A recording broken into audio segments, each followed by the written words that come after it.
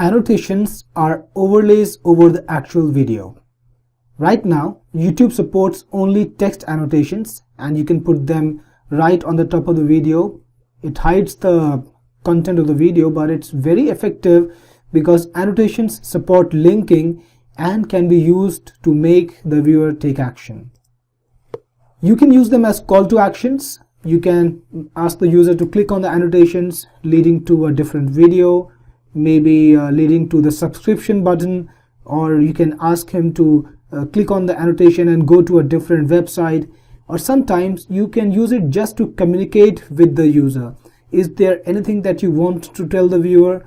Is something missing in the video, or you want to add on to any content in the video? You can use the annotation to communicate.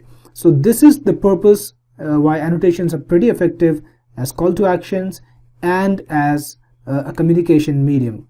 Later we will see the demonstration of the annotations, but first let's learn about all the different types of annotations that YouTube supports. So it's time now to learn about the different annotation types and how you can use them. To access annotation, edit your video and then click on the annotations tab over here, which will load your video and show you the add annotation button. The video is divided into two parts. The top is actually the preview where you see the actual video playing, and the bottom part right here is a graph where you will actually see the beginning and the end of the annotation that you put in. We'll just see that in a moment. Let's see what type of annotations there are. There is the speech bubble, the note, the title, the spotlight, and the label. The speech bubble will create a speech bubble, as the name says, and you will have a little arrow pointing to whatever direction you want.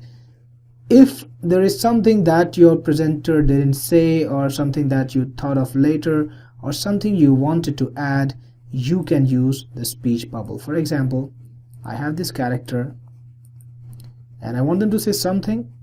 I can add annotation, click on speech bubble, and then I can just point the arrow to them and I can type the text over here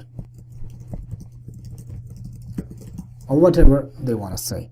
And I can increase the point size. I can of course I'll have to increase the size of the bubble first, and this is the end time, this is the beginning time code, and this is the end time code, and I can change it a bit. I can make the speech bubble last longer or shorter. I can play around with this and decide when it should begin and when it should end. I can also set the color of the background, but there are only two choices. I can have either white or black. Of course, this is for the foreground actually, and this is the background. I've got some more choices here, but the problem is that there is a little bit transparency involved, so the color is a bit offset. It's a bit dull. It's not as bright as you would think. Of course, on mouse over, the transparency goes away and you can see the bright color. And coming to the graph that I was telling you about, you can change the beginning and the end of the annotation by dragging the corners like this. So right now it's beginning at 1 minute inside the video and ending at the 3rd minute. You can play around with it. You can make it shorter or longer, whatever you want. Right, so that done, let me tell you what's cool about annotations. Click on link over here and you can point the annotation to either a video, a playlist, a YouTube channel, a Google Plus profile page, the subscribe button. If you put in the subscribe link, then when a viewer clicks on the button or on the annotation, they will be subscribed to your channel. A fundraising project, of course it has to be approved by Google. The associated website, Google gives you the option to associate a website with your channel, and you can send the viewers to that particular website or your merchant account on YouTube.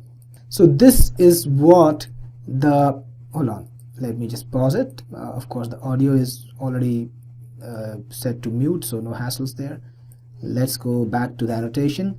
So this is what an annotation looks like, but we've got a bit more. We got some more stuff.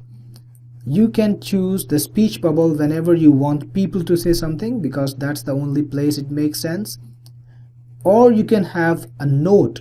A note is just a square box in which you can type some text. So a note is more like a message from you to the viewer, a note from you, but it's not like a speech bubble. The character is not saying anything. The third one is the title. The title is actually just an overlay, text overlay. So you can type the title, and it's a big title by default. It's a big sized text by default, and you can only go this small. So you can use a title if you want to put in something really noticeable. You can just see here that a title doesn't allow you to link to any place. So I don't use titles much. Maybe you want to put in a title for the video and you forgot to put that in the video itself, you can use it. The third one is the spotlight. I use the spotlight whenever I have a graphic on screen. I will just put the spotlight around it. For example, see the graphic here. I can put the spotlight around it like this and just make it, size it according to the graphic, and then I can actually ask the viewer to click on the spotlight and it will do something. So whenever the viewer moves the mouse over this area, over the spotlighted area, the spotlight will become brighter, the borders will become brighter, and then I can connect this to a link, maybe send them to someplace else, maybe ask them to subscribe or whatever, and they will be led to that part. I use it to lead them to other videos or other channels or other playlists that I have associated with the video that I've created. Then we have the label, which is like a spotlight, but it lets you type in some text. So this is my label text. So when people move their mouse over the label, they will see the labeled text, which makes it a bit more interactive. And you can use the labeled text to show the viewer some information connected to the area that you've annotated or the area that you've put the spotlight around. So these are the important annotation types: the speech bubble for people, notes to just send a message to the viewer, title to put in a big title on the video page, spotlight if you want to have a graphic on the video, and whenever people click on it or whenever people move their mouse over the graphic, the border should light up, and when they click on it they can have some sort of action like leading to another video or something like that. And finally the label, which is like a spotlight but with a little text box at the bottom where you can type in the information. And of course you can link the annotation to either a video, a playlist, channel, Google Plus profile page, subscribe button, or the other three stuff which I don't really use except the associated website. So this can be a pretty exciting way to add more to your video content, to make your video more interactive, and to lead your users, to lead your viewers to other content on your channel or to the other stuff that you have. Of course, it won't support links from other websites, and those you have to put in the descriptions.